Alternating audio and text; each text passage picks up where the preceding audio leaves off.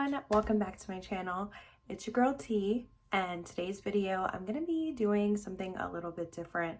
I'm going to be actually talking about a recent experience, a medical experience that I've been having. It's kind of put a halt on my filming.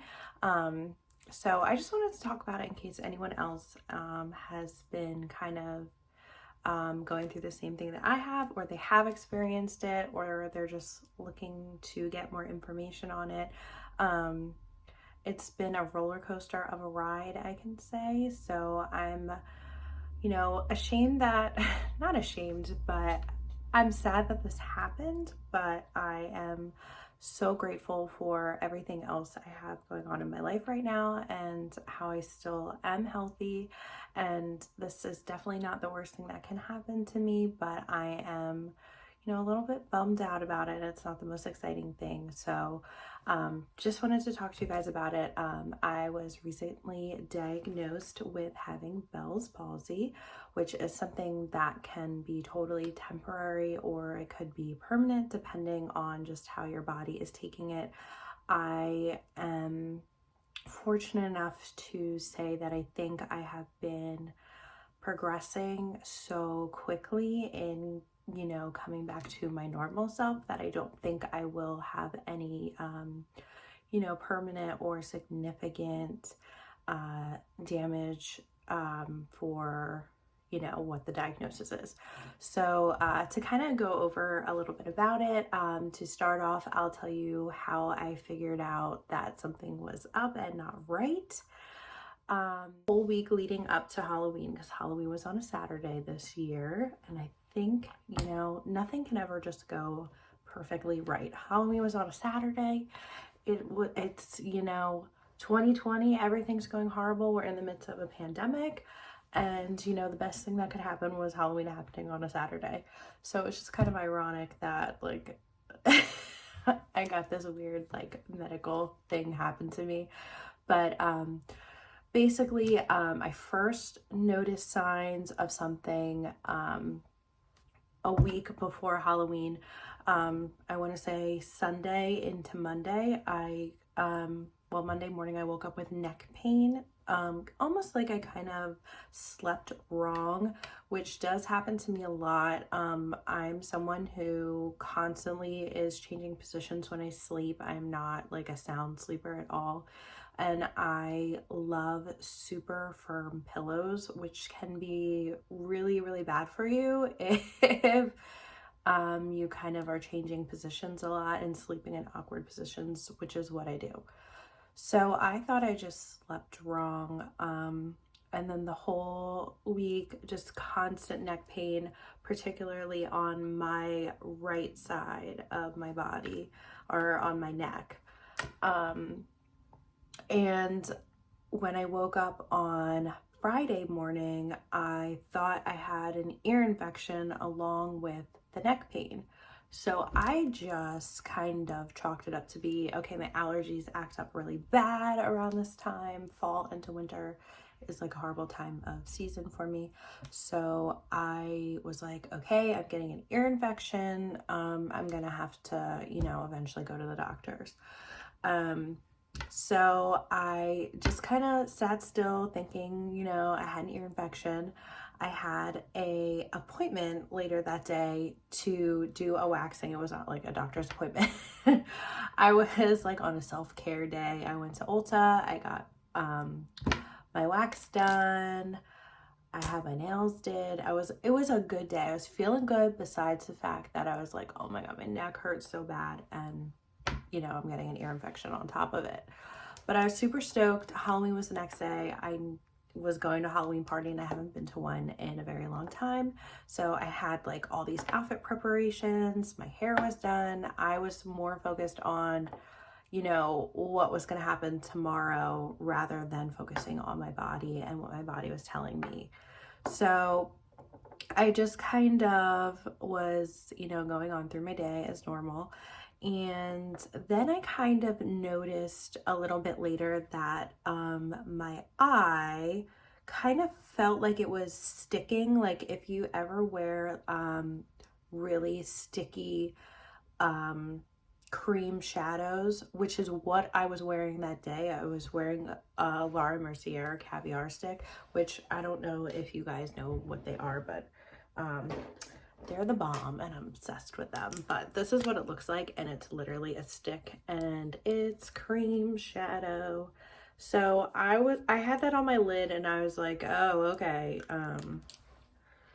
Girl applied it on a little too thick, and you know, my eyelid was just, you know, sticking.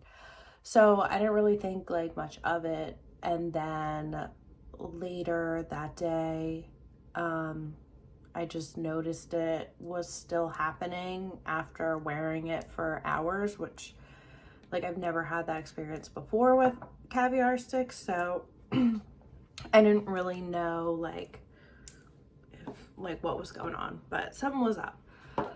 So fast forward to Halloween morning, and I was super stoked to go to this Halloween party. And I woke up and my eye just stung so bad and it was so puffy. And I was like, oh my God, I have pink eye. I have pink eye and I have this Halloween party. So I was like, you know, trying to just look at it. But when I was looking in the mirror, my eye really wasn't red. There was nothing leaking out of it. It was just very irritated and uncomfortable and puffy. So I was trying, you know, the cure-all, put a spoon in the freezer trick and then put it under your eyes to make your bags go away.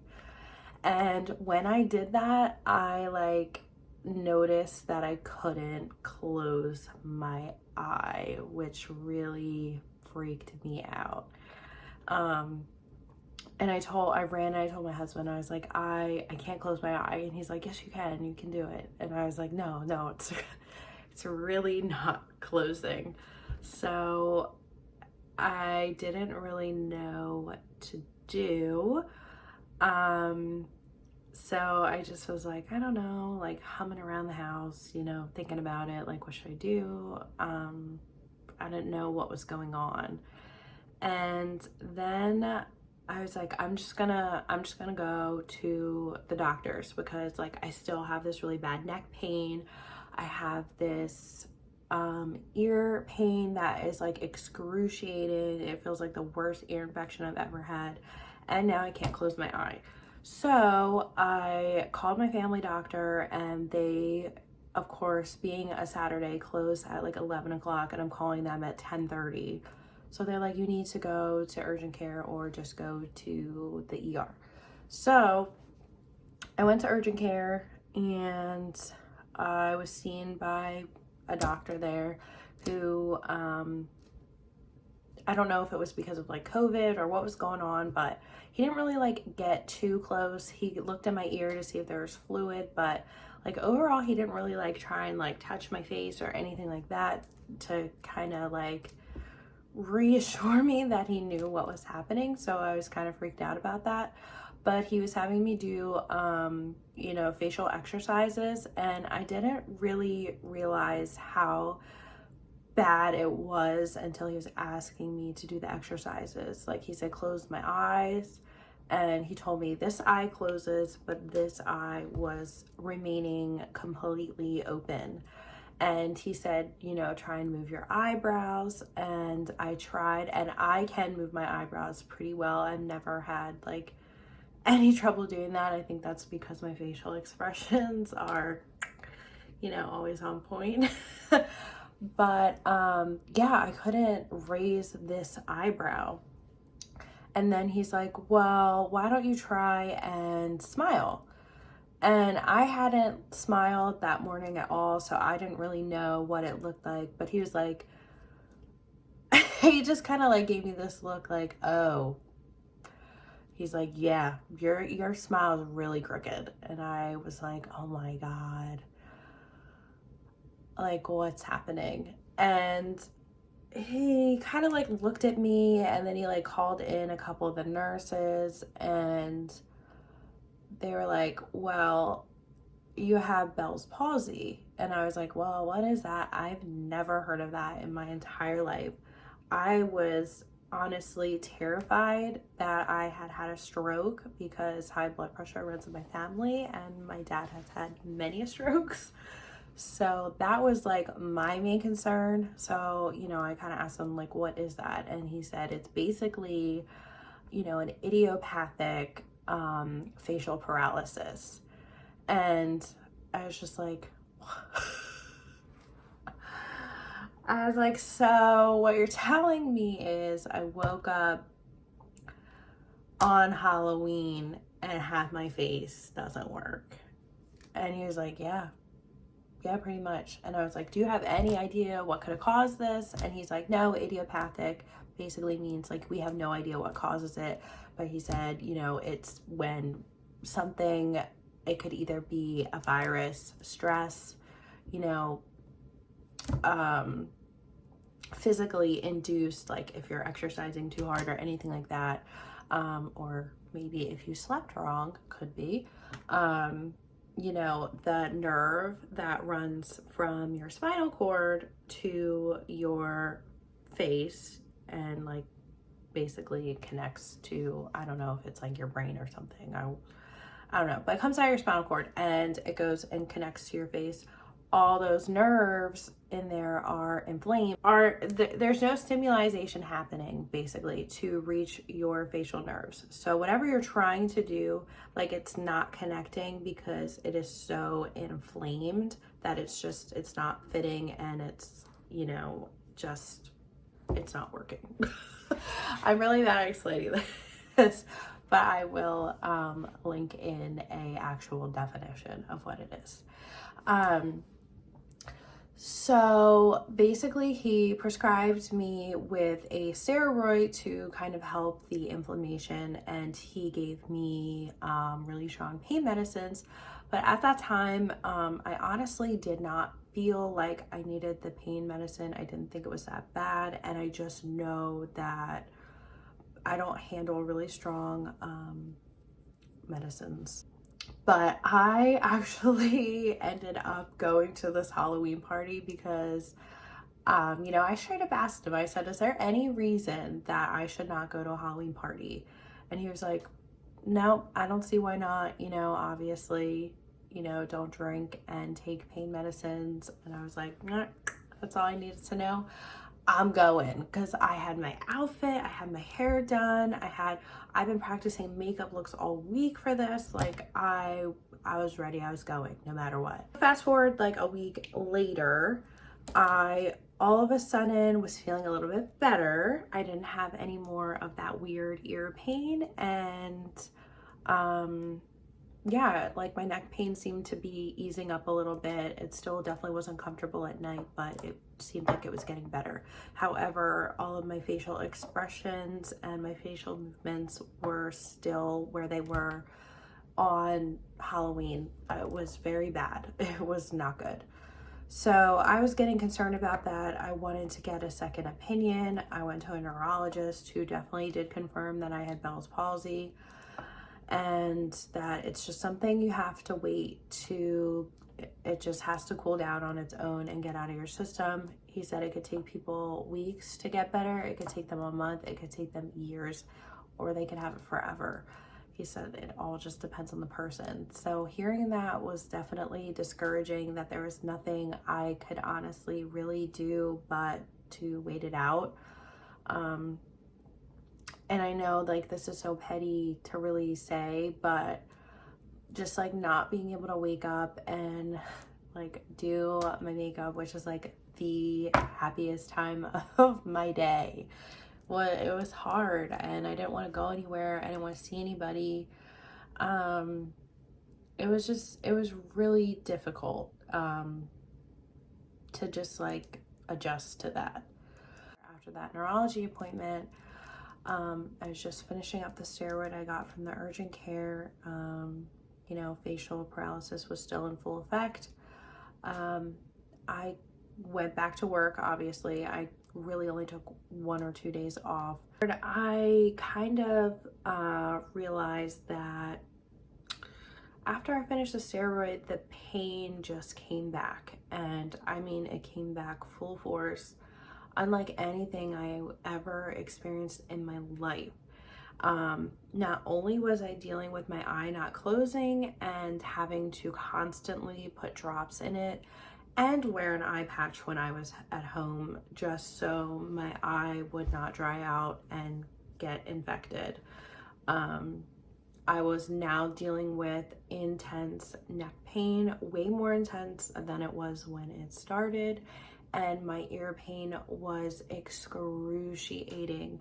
When I say that if you combine those two, your neck, just the back of it radiating into your ear and then coming into like your jaw and then like going into your eye, oh my God, like I can't even describe the pain to you. It just feels like, honestly, like imagine getting your wisdom teeth knocked out and like, I don't know, say one of them was impacted.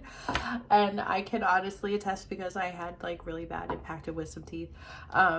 Just like the worst oral surgery you could ever picture, like on top of it with like a headache and you're wearing like this damn eye patch on your face. Like, it was just horrible. I felt bad to the point where I was like, I need pain medicine now. And that's something that I typically don't ever go for. So dummy old me not getting the pain medicine filled that the urgent care doctor gave me. I just called out of work one day. I was like, I didn't get any sleep. My face and my ear, like everything hurts. I literally feel like I'm dying. I went to the ER and I honestly wanted them to run blood work because no one had ever done lab work on me. And I was looking into some things that cause Bell's palsy, and one of them can be Lyme's disease. So I went and they did all my labs. Everything came back normal. But the nurse told me, she's like, you definitely have Bell's palsy, and like going on week 2.5, she's like, I feel like really bad for you, but there's really nothing else we can do. So I was feeling so defeated, to be honest. But I just asked her, I said, is there anything you can do for the pain? Because I can't take it anymore. Like it's ruining my life right now. I don't think I can handle another day like this. And she had prescribed to me gabapentin, which I was to take 2 times a day. And she just said it's an anti-seizure medicine, but they found that it actually helps with nerve pain, specifically in the face.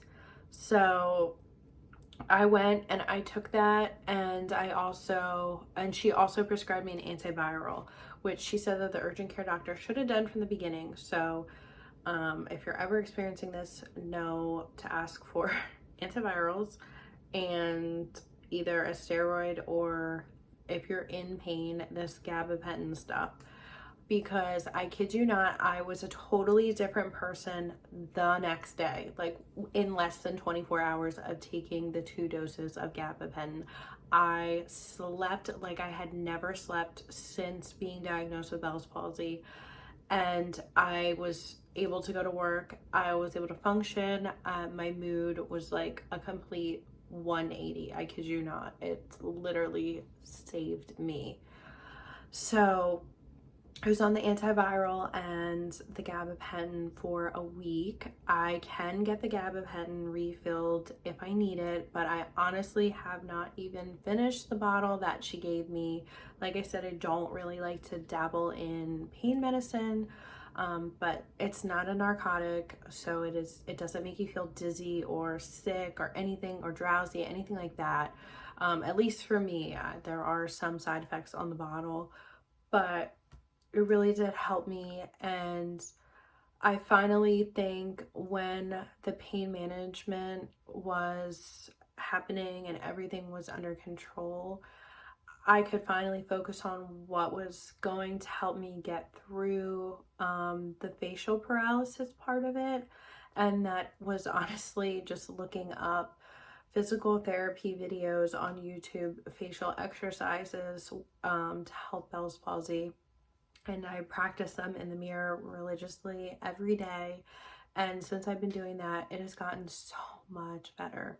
I will be posting a video of what it looked like literally the day after Halloween, how bad it was. So this is how I smile now. And this is how I blink my eyes.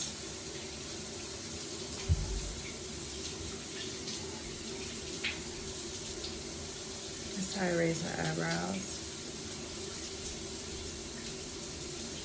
So now, you know, obviously you can see now that I have still a little bit of facial paralysis. My smile is definitely improved, as you can see, but it is still crooked. This side of my mouth droops, so I do facial exercises like practicing to smile and then pushing this side of my mouth to the side to kind of stretch that muscle out or nerve out or whatever. I have almost full mobility in my eyebrows now. I definitely can raise them a lot better. Even last week, this eyebrow did not raise at all. And the exercises I've been doing to practice that is just pulling them up, holding it for 10 or doing 10 reps, I should say, of eyebrow pull-ups and then squishing it 10 times. You know, this is a process. It is a waiting game that I just kind of have to get through at this point. So it is now the day after Thanksgiving. So I've been having to deal with this for about a month now. But I can honestly say that I have way more confidence than I did when I started this whole Bell's palsy process. I just felt so hopeless and sad, and like I said, my self-confidence was just shot. I didn't know what to do or what my outcome would be. But now that I'm finally, you know, focusing on getting my facial movements back and not having that nagging pain anymore has really just cheered me up so much, and has made me feel like I can get through it. So if you're watching this, there is a light at the end of the tunnel. You do have to realize that everyone's process through Bell's palsy is totally different. Although, you know, the facial paralysis is just the common side effect of it. Everyone's healing process is totally different. It depends on your body. So me coming on this for about a month, I can say that I feel like this is relatively quick compared to some other videos that I've seen on YouTube. And then there's some that have only had it for like a week or two. So it really is dependent on your body. But I just wanted to kind of share my story with you and let you know that there is hope. And I know it's super frustrating to wait and basically sit here and feel like you're doing nothing except like these little facial exercises, but they do help. They are important. And also keeping yourself happy and occupied is super important. So do not let this weird, mysterious illness that most people just often wake up with, like I did, don't let it get you down, because, you know, you still have your health at the end of the day. You know, keep faith that you will get through this and be thankful for what you do have and that you will overcome it. So I really hope you guys like the video. I hope you found it informative. You know, if you're going through this, I'm so sorry, but just know you are not alone. And if you ever need to talk to me or just have any questions, or, you know, you want some advice, not that I really have great advice, but I could give you some tips on how to, like, you know, deal with it. I'm here for you, and thank you for watching. I'll see you soon, and hopefully next time it'll be like a more fun video. So stay tuned. Bye.